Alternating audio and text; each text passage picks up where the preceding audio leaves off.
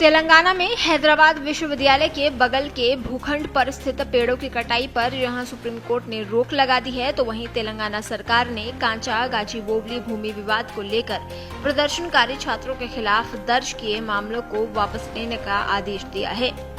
तेलंगाना के उप मुख्यमंत्री भट्टी विक्रमार्क ने इस फैसले की जानकारी मीडिया को दी।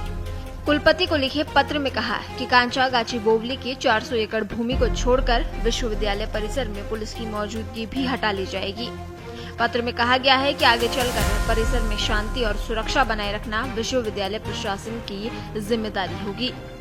भूखंड पर पेड़ों की कटाई को लेकर मचे घमासान के बीच राज्य के उद्योग और आईटी मंत्री डी श्रीधर बाबू ने विरोध को छलावा करार दिया है। डी श्रीधर बाबू ने कहा है कि असली पर्यावरणीय विनाश बीआरएस शासन में हुआ था।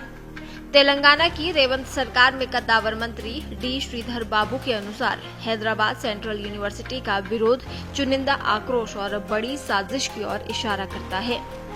डी श्रीधर बाबू ने दावा किया है कि अकेले 2016 और 2019 के बीच तेलंगाना भर में करीब 12 लाख से ज्यादा पेड़ काटे गए। राज्य ने 11,422 हेक्टेयर वन भूमि को गैर वन कार्यों के लिए बदल दिया, तब विरोध नहीं हुआ।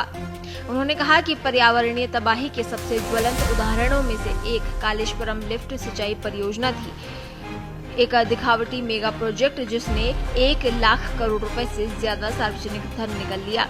इसमें 8,000 एकड़ से ज्यादा जंगल को तहस नहस कर दिया।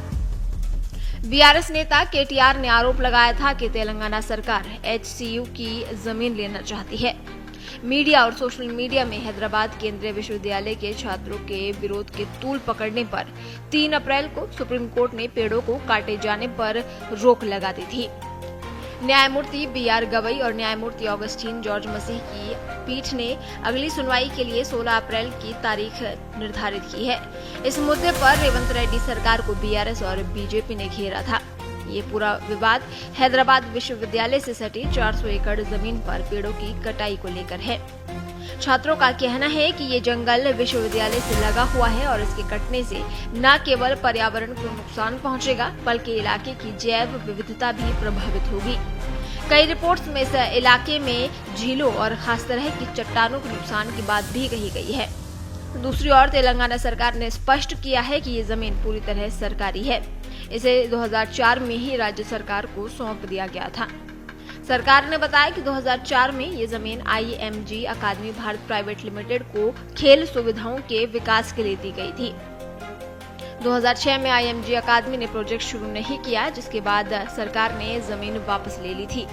अब इस मामले में केंद्र की भी एंट्री हुई है। केंद्र सरकार के पर्यावरण, वन और जलवायु परिवर्तन मंत्रालय ने तेलंगाना सरकार को निर्देश दिया कि अवैध पेड़ कटाई पर कानूनी कार्रवाई की जाए। साथ ही ये भी कहा गया कि पर्यावरण कानूनों और कोर्ट के आदेशों का पूरी तरह पालन किया जाए। इसके अलावा केंद्र सरकार को तत्काल एक रिपोर्ट भेजी जाए।